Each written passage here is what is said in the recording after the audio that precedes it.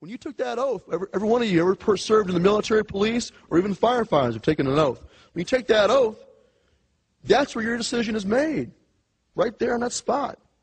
You pledge, you swear to God Almighty that you're going to support and defend the Constitution of the United States at all costs.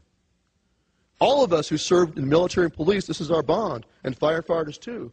When we say those words, it's not just something we say. We know that it means we're writing a blank check made out to the people of the United States for an amount up to and including our lives. That's the difference. You want to know the difference? That's it. When a firefighter goes into a burning building, he knows he might not come out, but he's duty-bound to do it. He took upon himself that responsibility. I served as a volunteer firefighter in Montana only for about 8 months. I was just a rookie. But I'll tell you what, I saw some men of true character and courage. Those are the guys that run in when everybody else is running out. That's the pure spirit of a guardian who's willing to sacrifice his life. Okay? Sadly enough, though, in this country, people respect firefighters. They still understand that they're heroes. They really are. But all too often nowadays, they look at police and they don't see heroes anymore. They look at them and they think, these are the people that are going to come kick down my door. These are the guys that are going to arrest me and tase me on some traffic stop. These are the guys I see on YouTube doing things like tasing some old lady. Or like during Katrina, tackling an old lady to the ground in her kitchen because she dares to hold a revolver in her hand with the cylinder open.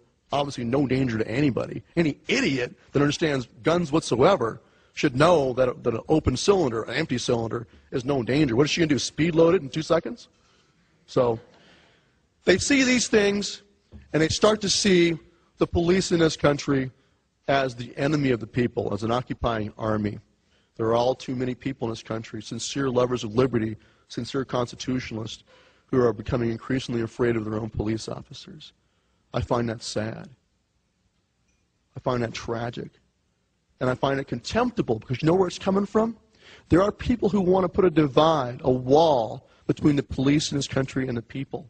They're doing this intentionally.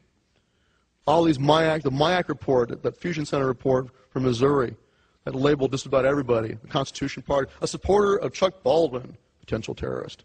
A supporter of Ron Paul, potential terrorist. Kind of like the Emmys Awards, you know. A supporter of immigration control, potential terrorist.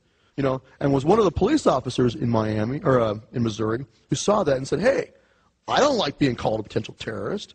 And so that police officer leaked it. And the same goes for the DHS report that smeared veterans as potential terrorists. That was also leaked by a federal officer, very good man.